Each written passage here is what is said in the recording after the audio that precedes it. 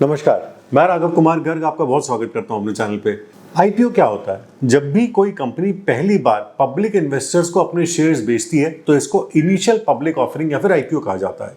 ये एक मौका होता है अर्ली स्टेज ग्रोथ में हिस्सा लेने का, लेकिन हर आईपीओ पैसा बना के नहीं देता। आज के इस वीडियो में हमें यह समझना है कि किस तरीके से हम अच्छे आईपीओस को स्पॉट कर सकते हैं। सबसे पहले समझने वाली बात है कि हर आईपीओ के पीछे एक कंपनी, एक बिजनेस होता है। जिस तरीके से इस कंपनी की, इस बिजनेस की ग्रोथ होगी, उसी तरीके से इन्वेस्टर्स को फायदा होगा। अगर हम आईपीओ में पैसा इन्वेस्ट करते हैं तो हम बन जाते हैं इनिशियल इन्वेस्टर्स, यानी कि वो इन्वेस्टर्स जिन्होंने उस प्राइस पे उस कंपनी के शेयर्स में इन्वेस्ट करा जिस प्राइस पे कंपनी ने आगे पब्लिक को पास ऑन किए थे।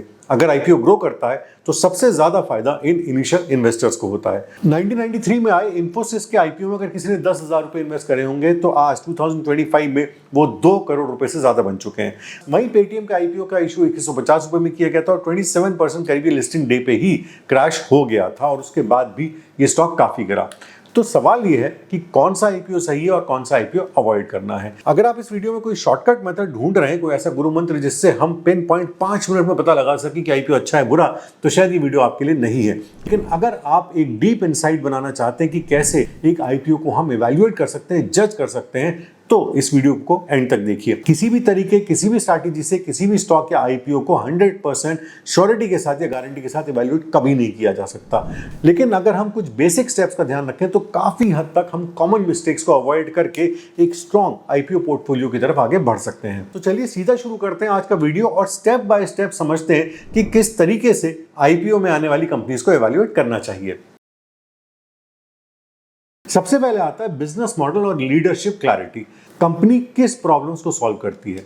क्या ये अपने सेक्टर की टॉप 2-3 प्लेयर्स में से एक है? ब्रांड स्ट्रेंथ क्या है कंपनी की? टेक्नोलॉजिकल मोड्स कौन से हैं कंपनी के पास? और यूजर लॉयल्टी स्ट्रांग है या नहीं? यूजर से मेरा मतलब है कंपनी के क्लाइंट्स, चाहे वो एंड क्लाइंट्स हो सकते हैं या कंपनी से डील करने वाले बाकी इंटरमीडिएरीज हो सकते हैं। अगर उनकी लॉयल्टी कंपनी की तरफ है तो डेफिनेटली ये कंपनी को काफी अच्छी पोजीशन में प्लेस करती है।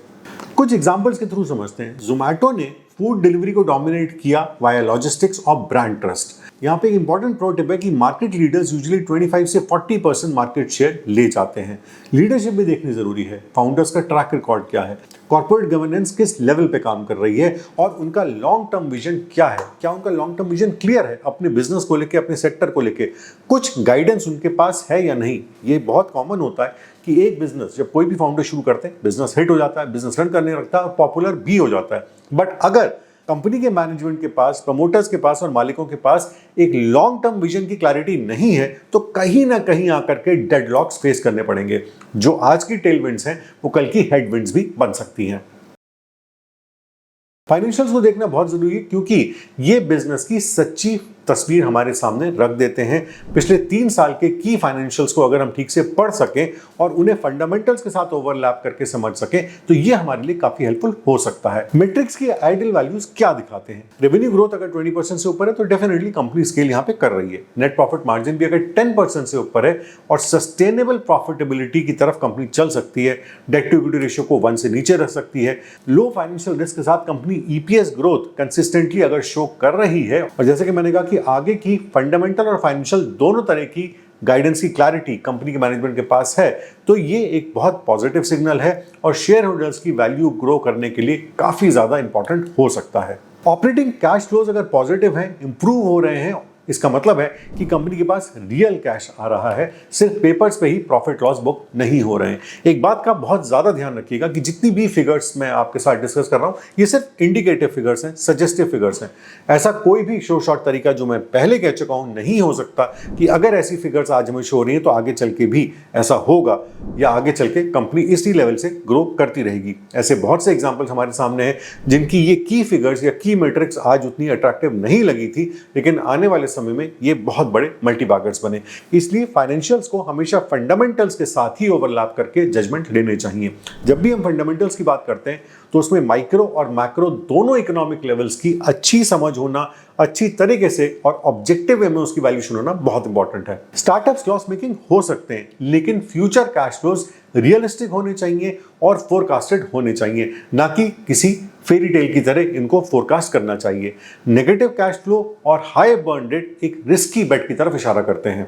नेक्स्ट हमें सेक्टर ट्रेंड्स को भी समझना जरूरी है, यानी कि फ्यूचर में किस तरफ या किस डायरेक्शन में ये वेव्स जा सकती हैं।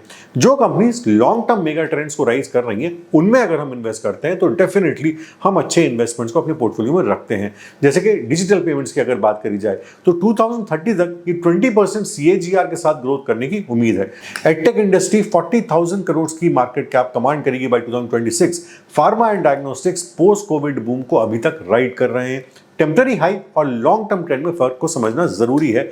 बबल सेक्टर्स से थोड़ा सा बचना चाहिए। जैसे कि मैंने कहा कि फार्मा और डायग्नोस्टिक्स पोस्ट कोविड बूम को राइड कर रहे हैं, लेकिन इसका मतलब ये नहीं है कि पोस्ट कोविड बूम को ये हमेशा ही राइड करते रहेंगे। अगर कोई कंपनी आज भी पूरी तरीके से पोस्ट कोविड बूम पे ही बेस्ड है, उसके प्रोडक्ट सर्विसेज आने वाली फ्यूचर को डिस्काउंट करके नहीं चल रहे हैं, या कोई भी लॉन्ग टर्म क्लैरिटी कंपनी के प्रोडक्ट्स में नहीं है, तो ये एक टेम्पररी हाइप हो सकती है, लॉन्ग टर्म ट्रेंड से बहुत दूर हो सकती है, और ये एक बबल सेक्टर या एक बबल कंपनी हो सकती है, जिसमें अगर हम आंख बंद करके इन्वेस्ट करते हैं और इन बातों को नहीं समझते तो हम इसके अंदर फंस सकते हैं। इसलिए डीप और अच्छी रिसर्च होना बहुत इंपॉर्टेंट है। कुछ इजी बट पावरफुल मैट्रिक्स भी हो सकती हैं। अब मैट्रिक्स क्या दिखाते हैं? Ideal value, ROE, profit efficiency 15% से अगर ऊपर है। कैश फ्लोज कोर बिजनेस की स्ट्रेंथ को दिखाते हैं, और अगर कैश फ्लोज कोर बिजनेस की वजह से जनरेट हुए तो ये काफी बड़ा पॉजिटिव होता है किसी भी कंपनी के लिए। साथ ही साथ debt to equity exposure company का कितना है। यहाँ पे एक इंपॉर्टेंट प्रो टिप ये है कि अगर नंबर्स अच्छे हैं बट मैनेजमेंट शेडी है और आगे की कोई भी गाइडेंस नहीं है तो ऐसे आईपीओस को अवॉइड करना चाहिए। Transparency matters. अगेन यहाँ पे हम फिर से फंडामेंटल्स को फाइनेंशियल के साथ ओवरलैप करके ही किसी अच्छे डिसीजन या अच्छे जजमेंट पे पहुंच सकते हैं। हाइप के पीछे की हकीकत क्या है, इसको जानना बहुत जरूरी है। सबसे पहले इसमें आएगा आईपीओ की प्राइसिंग। आईपीओ ओवरवैल्यूड तो नहीं है। इसको कंपेयर कर सकते हैं लिस्टेड पीयर्स के साथ। अगर आईपीओ वाली कंपनी का PE 80 है और इंडस्ट्री का एवरेज 40 है तो एक बहुत स्ट्रॉन्ग रीजन होना चाहिए इस बात को जस्टिफाई करने के लिए। या तो फ्यूचर ग्रोथ अर्निंग्स की कोई गाइडेंस हो या किसी भी तरह का रीजन हो जिससे ये डबल PE, इंडस्ट्री एवरेज से जो डबल है, उसको जस्टिफाई किया जा सके। यहाँ पे नाइका का एग्जाम्पल कोट किया जा सकता है। ये आईपीओ 1125 पर लिस्ट हुआ था, स्पाइक के बाद 2200 रुपए के करीब गया था, लेकिन आज 200 रुपए के आसपास चल रहा है। Over valuation plus low earnings is equal to a bad combination. ये भी देखना जरूरी है कि आईपीओ से रेज होने वाला पैसा कहां यूज होगा, ग्रोथ के लिए या एग्जिट के लिए। इन प्रोसीड्स का इस्तेमाल किस तरीके से किया जाएगा। अगर कंपनी 70% से ज्यादा जो आईपीओ की प्रोसीड्स हैं उसे बिजनेस ग्रोथ जैसे कि एक्सपेंशन, R&D, टेक्नोलॉजिकल अपग्रेडेशन में इस्तेमाल कर रही है तो एक बहुत बड़ा ग्रीन फ्लैग और बहुत बड़ा पॉजिटिव है। 50% से ज्यादा अगर ऑफर फॉर सेल है, इसका मतलब है कि प्रमोटर्स उसमें से पैसा निकाल रहे हैं, और ज्यादातर जो आईपीओ में पैसा रेज हो रहा है वो प्रमोटर्स की जेब में जाने वाला है। इसका कोई भी पैसा कंपनी में नहीं लगेगा। यानी कि कंपनी जिस स्पीड पे ग्रो कर रही थी, इस बात को समझने के लिए या मानने के लिए कोई भी ऐसा रीजन नहीं है कि इससे ज्यादा स्पीड आने वाले समय में कंपनी ले सकती है, क्योंकि सारा पैसा प्रमोटर्स खुद ले जा रहे हैं ऑफर फॉर सेल के थ्रू। अगर फ्रेश इश्यू ऑफ इक्विटी ज्यादा है, इसका मतलब है कि वो पैसा कंपनी के लिए इस्तेमाल किया जाएगा, ना कि कंपनी के मालिकों के लिए। तो यहां पे ग्रीन और रेड फ्लैग्स को अच्छी तरीके से आप सेग्रीगेट कर सकते हैं। LIC के आईपीओ में 95% फंड्स ऑफर फॉर सेल थे। फ्रेश कैपिटल ऑलमोस्ट जीरो गया था कंपनी को। इससे पता चलता है कि जितनी कंपनी ने आज तक ग्रोथ ले ली है, कंपनी या तो उसी स्पीड से ग्रो करेगी या आने वाले समय में जब वो कंपटीशन की वजह से हेडविंग्स को फेस करेगी, खासतौर से प्राइवेट सेक्टर से निकलने वाले कंपटीशन को वो फेस करेगी, तो कंपनी की ग्रोथ स्लो भी हो सकती है। ऐसे में ये बात मानने का कोई भी रीजन नहीं है कि इस तरह की कोई भी कंपनी आने वाले समय में बड़ा मल्टीबैगर बन सकती है, या कोई ऐसा इंपेटस या कैसा कोई पुश है, ऐसा कोई फैक्टर है जो इसे बहुत तेजी से आगे की तरफ प्रोपेल कर सकता है। इसलिए ऑफर फॉर सेल और फ्रेश इश्यू ऑफ इक्विटी का क्या मिक्स है, किस तरीके से वो पैसा इस्तेमाल होने वाला है, इस पे ध्यान बहुत ज्यादा दीजिएगा। आईपीओ फीचर्स भी कुछ सिग्नल्स देते हैं, जैसे कि एंकर इन्वेस्टर्स में SBI mutual fund, HDFC mutual fund जैसे इन्वेस्टर्स क्या कर रहे हैं, क्या ये लोग इन्वेस्ट कर रहे हैं या नहीं कर रहे हैं। ग्रीन शू ऑप्शंस लिस्टिंग के बाद प्राइस कंट्रोल करने में मदद करता है। लॉक इन पीरियड्स किस तरीके हैं, अगर ये बहुत शॉर्ट है यानी कि 3 to 6 मंथ्स के हैं तो पोस्ट लिस्टिंग डिप का रिस्क ज्यादा होता है। म्यूचुअल फंड्स और बिग इंस्टीट्यूशंस का इंटरेस्ट होना एक पॉजिटिव सिग्नल होता है, बट ब्लाइंडली इस पर ट्रस्ट नहीं किया जा सकता, क्योंकि म्यूचुअल फंड्स हो या कोई भी बिग इंस्टीट्यूशंस हो, आपसे पूछ करके उस पैसे को नहीं निकालेंगे। जब भी उनको लगेगा एग्जिट का टाइम आ गया तो वो उसमें से बल्क सेलिंग करके बाहर निकल सकते हैं, और तब हो सकता है कि आप उसमें थोड़ा सा स्टक फील करें। कुछ रेड फ्लैग्स ऐसे हैं जिनको इग्नोर नहीं किया जा सकता, जैसे कि रेवेन्यू कॉन्सेंट्रेशन। अगर किसी एक क्लाइंट से 90% से ज़्यादा रेवेन्यू जनरेट होता है तो डेफिनेटली यहाँ पे रिस्क है कि अगर वो क्लाइंट इनका कल को चला गया, किसी और कंपनी से उसने सर्विस लेनी शुरू करी, तो यहाँ पे कंपनी लॉस में जा सकती है। आईपीओ प्रोसीड्स के बारे में हम पहले ही बात कर चुके हैं। अगर IPO proceeds mostly debt repay करने के लिए जा रहे हैं, ग्रोथ पर फोकस नहीं है, फाउंडर्स का पास्ट रिकॉर्ड वीक है, एग्जीक्यूशन का डाउट हो सकता है, और वैल्यूएशन में भी अगर ये अपनी पीयर से दुगना या तिगने वैल्यूएशन पे आ रहा है, तो ये एक बबल जोन के अंदर हो सकता है। मेरा कहने का सिंपल सा मतलब ये है कि अगर आईपीओ से जो पैसा इस्तेमाल हो रहा है, अच्छी बात है, उससे डेट रिड्यूस की जाए ताकि इंटरेस्ट को कम किया जा सके और नेट प्रॉफिट्स को बढ़ाया जा सके। बट इंटरेस्ट पेमेंट से भी ज्यादा इंपॉर्टेंट होता है कंपनी की ग्रोथ पे फोकस करना। अगर कंपनी की ग्रोथ होगी, नई फैक्ट्रीज लगेंगी, नए वर्टिकल्स में कंपनी डाइवर्सिफाई करेगी, नए मार्केट सेगमेंट्स को टैप करेगी, तो अपने आप रेवेन्यू एक्सपेंशन से जो उसका परसेंटेज खर्चा डेट को सर्विस करने में जा रहा है, यानी कि जितना भी इंटरेस्ट कवरेज रेशियो है वो अपने आप उसका एडजस्ट होता चला जाएगा और कंपनी की वैल्यूएशंस बढ़ती चली जाएंगी, कंपनी के सारे फाइनेंशियल रेशियोज इंप्रूव होते चले जाएंगे। लेकिन अगर कंपनी प्राइमरली फोकस सिर्फ डेट रिडक्शन पे ही करेगी, इसका मतलब है कि उनके पास आगे के एक्सपेंशन का कोई भी प्लान नहीं है और कंपनी आज की डेट में सिर्फ अपने खर्चों को कम करके ही अपने नेट प्रॉफिट्स को इंक्रीज कर सकती है। तो इसलिए ऐसी कंपनी की इन बारीक बातों को समझना भी आपके लिए बहुत इंपॉर्टेंट है। एक बोनस रेड फ्लैग आपको बताता हूं। अगर बिजनेस का कोई भी खास मोट नहीं है, यानी कि ऐसी कोई भी खास बात नहीं है जो इस कंपनी के लिए हो और कंपनी अपनी मार्केट में बहुत ऊंचे लेवल पे पोजीशन को मेंटेन कर सके, और अगर मार्केट्स क्राउडेड है तो ऐसी आईपीओ को अवॉइड किया जा सकता है, क्योंकि ऐसी कंपनीज की ग्रोथ स्लो रहेगी। बट ये कोई जनरलाइजेशन नहीं हो सकती, क्योंकि कंपनीज नए मार्केट्स को टैप करके, नए वर्टिकल्स लॉन्च करके, यानी कि नए प्रोडक्ट्स लॉन्च करके सेम वर्टिकल के अंडर भी काफी ग्रोथ अचीव कर सकती है। एक बात का ध्यान रखिएगा, स्टॉक मार्केट में कभी भी एब्सोल्यूट इंक्रीज रेवेन्यू में या नेट प्रॉफिट में कितना हुआ उससे स्टॉक की प्राइस को फर्क नहीं पड़ता।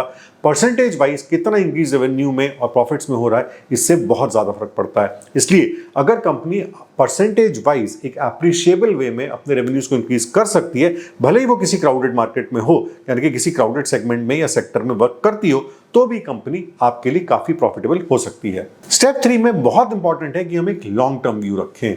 आईपीओ इन्वेस्टिंग को ट्रेडिंग मत समझिए। लिस्टिंग के प्राइस गिरेगा तो पैनिक मत करिए। इंडिया के 30 से 35% आईपीओज एक साल के बाद इशू प्राइस के नीचे चले जाते हैं, लेकिन अगर बिजनेस स्ट्रांग है तो पेशेंस रिवॉर्ड देगी। हमेशा पूरा का पूरा फोकस कंपनी के बिजनेस पे रखिए।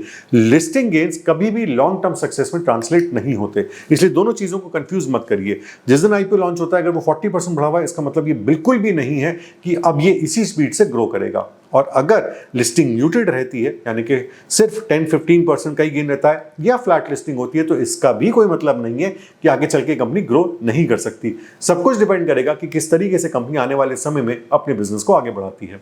यहीं पे आती है power of holding. Quality stocks के साथ या क्वालिटी आईपीओ के साथ भी जब तक अच्छी होल्डिंग नहीं होगी तब तक वो आपको बिल्कुल भी फायदा नहीं दे सकते। मैंने शुरू में एक एग्जांपल दिया था इंफोसिस के आईपीओ का। 1993 में अगर किसी ने उस आईपीओ में 10,000 रुपए सिर्फ लगाए होंगे तो आज वो 2 करोड़ रुपए से ज्यादा है। किसी भी तरह की कंपाउंडिंग से आप इतनी बड़ी वैल्यूएशन अचीव नहीं कर सकते। आईआरसीटीसी के आईपीओ में 320 रुपए अगर किसी ने इन्वेस्ट करे तो वो सिर्फ 2 साल में 1,000 रुपए, यानी कि 3 गुना से ज्यादा हो चुके हैं। डी मार्ट 4 साल में 5 गुना मल्टीप्लाई हुआ था अपना आईपीओ आने के बाद। इसका सीधा सा मतलब है कि हम लिस्टिंग गेन्स के साथ होल्डिंग को कंपेयर नहीं कर सकते। लिस्टिंग में हो सकता है हमें 10-20% का प्रॉफिट मिले, बट अगर हम उसको पेशेंटली होल्ड करेंगे तो हमें कई गुने का प्रॉफिट भी मिल सकता है। बिजनेस अगर फंडामेंटली स्ट्रांग है, ग्रो कर रहा है, तो स्टॉक प्राइस अपने आप उसको फॉलो करेगी। आपको स्टॉक प्राइस को फॉलो करने की जरूरत नहीं है। आप सिर्फ कंपनी के फंडामेंटल्स को और बिजनेस को ट्रैक करते रहिए। कंपनी ऑन ट्रैक है, अपने फंडामेंटल्स पे पूरी तरीके से स्टिक कर रही है, आगे बढ़ रही है, फ्यूचर की गाइडेंस भी है, कंपनी के प्लान्स भी हैं, चाहे छोटा ही सही बट एक्सपेंशन कर रहे हैं, चाहे नए प्रोडक्ट्स करें, नए वर्टिकल्स करें, नई फैक्ट्रीज डालें, तो स्टॉक प्राइस अपने आप एडजस्ट हो जाएगी। बिल्कुल भी परेशान मत होइए कि कंपनी के तो रिजल्ट्स अच्छे आए, स्टॉक प्राइस क्यों नहीं बढ़ी। धीरे धीरे स्टॉक प्राइस अपने आप कैचअप कर जाती है। एक बहुत इंपॉर्टेंट पॉइंट है कि portfolio diversification is equal to safety net. एक आईपीओ से करोड़पति बनना ड्रीम है, स्ट्रैटेजी नहीं। इसको हम इन्वेस्टमेंट एलोकेशन के एग्जांपल से समझते हैं। अगर हम 1 लाख रुपए इक्विटी में इन्वेस्ट करना चाहते हैं तो हम आईपीओ के लिए कुछ पैसे अलग रख सकते हैं। फिर हम ब्लू चिप कंपनीज की तरफ अगर अट्रैक्टेड फील करते हैं या हम लार्ज कैप्स के साथ सेफ फील करते हैं तो हम उनमें कुछ पैसे इन्वेस्ट कर सकते हैं।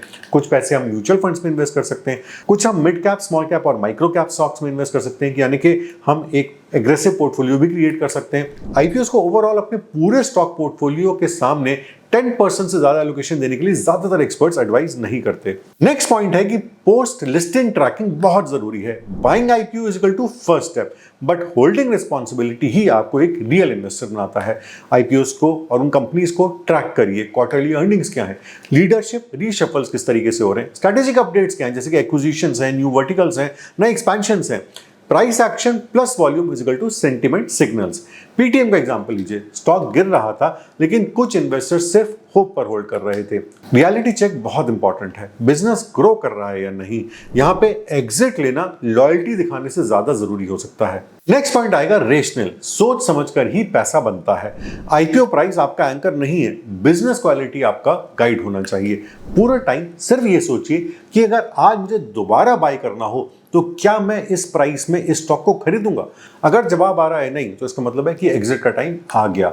इमोशनल इन्वेस्टिंग से कभी भी पैसा नहीं बनता, सिर्फ ऑब्जेक्टिव एनालिसिस से, ऑब्जेक्टिव रिसर्च से ही आप पैसा बना सकते हैं। इस बात का सिंपल सा मतलब ये, अगर आपने किसी आईपीओ में 100 रुपए पे इन्वेस्ट किया था, आपको वेल आउट हो गया, कल को उसकी प्राइस 300 रुपए हो गई, यानी कि आपका पैसा 3 गुना मल्टीप्लाई हो गया। अब ये सोचिए कि अगर आप एक फ्रेश इन्वेस्टर हैं, क्या आप इस 300 रुपए पे इस स्टॉक को खरीदना पसंद करेंगे? क्योंकि आईपीओ की तरफ जितना भी फ्रेंजी थी वो सब खत्म हो चुकी है। अब कंपनी एक नॉर्मल लिस्टेड कंपनी है स्टॉक मार्केट में। 100 रुपए की आपने खरीदी थी, क्या 300 रुपए में आप दोबारा खरीदना चाहते हैं? अगर जवाब आता है नहीं, तो इसका मतलब है कि बाकी इन्वेस्टर्स के पास भी कोई रीजन नहीं है इसे 300 रुपए में खरीदने का। प्राइस एडजस्ट हो सकती है या हो सकता है जब तक नेक्स्ट ग्रोथ सिग्नल नहीं आता तब तक इस कंपनी का प्लेटू आ गया हो, तो आप एग्जिट लेने की सोच सकते हैं या कम से कम पार्शियल प्रॉफिट बुकिंग करने की सोच सकते हैं। अपने मल्टीबैगर प्लान्स में भी मेरी यही कोशिश रहती है कि जब भी कोई स्टॉक दुगना या तिगना मल्टीप्लाई हो तो कम से कम पार्शियल प्रॉफिट बुकिंग वहां पे होनी चाहिए। इससे हम पैसे को रिशफल भी कर सकते हैं, नए स्टॉक्स में इन्वेस्ट भी कर सकते हैं, नए स्टॉक्स में अपने इन्वेस्टमेंट को बढ़ा भी सकते हैं और उस स्टॉक की तरफ से हम पूरी तरीके से सेफ हो जाते हैं। अब उसकी प्राइस ऊपर जाए तो बहुत अच्छी बात है, बट अगर नीचे भी गई तो कम से कम हमें लॉस अप नहीं हो सकता। तो अब हम आते हैं आईपीओ इन्वेस्टमेंट की फाइनल चेकलिस्ट पर। क्या क्या एरियाज हैं जो हमको चेक करने जरूरी हैं? कंपनी का स्ट्रॉन्ग मॉडल है या नहीं, ट्रस्टेड फाउंडर्स हैं या नहीं, रियल मोड्स कुछ कंपनी के लिए रिफ्लेक्ट हो रहे हैं, फाइनेंशियल्स यानी कि रेवेन्यू प्रॉफिट ग्रो किस तरीके से कर रहा है, डेट टू इक्विटी रेशियो क्या कहता है, डेट कितनी है कंपनी के पास और रिजर्व्स कितने हैं, इंडस्ट्री में क्या ट्रेंड्स चल रहे हैं, फ्यूचर डिमांड स्ट्रांग है, क्या वैल्यूएशन पीयर्स के कंपैरिजन में जस्टिफाइड है या नहीं, आईपीओ फंड्स को ग्रोथ के लिए यूज कर रहा है या सिर्फ एग्जिट लेने के लिए। कुछ रेड फ्लैग्स छोटे हो सकते हैं, कुछ बड़े हो सकते हैं, बट कुछ रेड फ्लैग्स आपको उस आईपीओ को स्किप करने के लिए भी मोटिवेट कर सकते हैं। कभी कभी हमने ऐसा भी देखा है कि कुछ आईपीओ बहुत ज्यादा ओवर सब्सक्राइब हो जाते हैं। कुछ टाइम पहले एक मोटरसाइकिल की डीलरशिप का आईपीओ आया था जो कि कई गुना सब्सक्राइब हुआ था। आईपीओ बहुत छोटा सा था बट कई हजार करोड़ रुपए की एप्लीकेशन उस आईपीओ के लिए पहुंच गई थी। सोचने वाली बात यह कि कोई भी बिजनेस किस तरीके से ग्रो कर सकता है। हम एक एसएमई देख करके या सिर्फ एक छोटी कंपनी देख करके अगर उसमें इन्वेस्ट करते हैं बिना किसी ठोस रिसर्च के, तो डेफिनेटली हम यहाँ पे फंस जाएंगे, क्योंकि कंपनी के पास आगे की ग्रोथ की कोई भी गाइडेंस नहीं है। इस आईपीओ में पैसा क्यों रेस किया जा रहा है, इसका जवाब भी ठीक से इन्वेस्टर्स के पास नहीं था, बट फिर भी एक जबरदस्त फ्रेंजी उस आईपीओ की चारों तरफ क्रिएट हुई और उसमें बहुत सारे इन्वेस्टर्स ने पैसा इन्वेस्ट करा, जबकि कंपनी का साइज और आईपीओ का साइज बहुत छोटा था। अगर हम आज की वीडियो से फाइनल टेक अवेज की बात करें तो IPO investment is equal to research plus patience. IPO investing exciting जरूर लगता है, बट सक्सेस तभी मिलेगा जब कुछ क्राइटेरिया मीट आउट होंगे। अगर आप हाइप से ऊपर सोच सकते हो, अपना होमवर्क ठीक से करोगे, लॉन्ग टर्म व्यू के साथ इन्वेस्ट करोगे। 2018 से 2024 के बीच 500 से ज्यादा आईपीओज आए, लेकिन सिर्फ 30 से 35% ने ही कंसिस्टेंट मल्टी ईयर रिटर्न्स दिए हैं। तो अगला आईपीओ अप्लाई करने से पहले बिजनेस को समझिए, बैलेंस शीट को पढ़िए, कम से कम पढ़ने की कोशिश जरूर करिए, लॉन्ग टर्म वैल्यू को ढूंढने की कोशिश करिए। ध्यान रखिएगा, आईपीओ का प्राइस नहीं, उसके पीछे का बिजनेस आपको अमीर बना सकता है। आज के इस वीडियो को यही खत्म करते हैं। मुझे आईपीओ के बारे में आपके क्या व्यूज है कमेंट्स में जरूर बताइएगा, और मुझे ये भी बताइएगा कि ऐसा कौन सा टॉपिक है जिसके बारे में आप चाहते हैं कि मैं अगला वीडियो बनाऊं। आज की वीडियो में बस इतना ही, अगली बार फिर मिलेंगे किसी नई इंफॉर्मेशन के साथ। जय हिंद।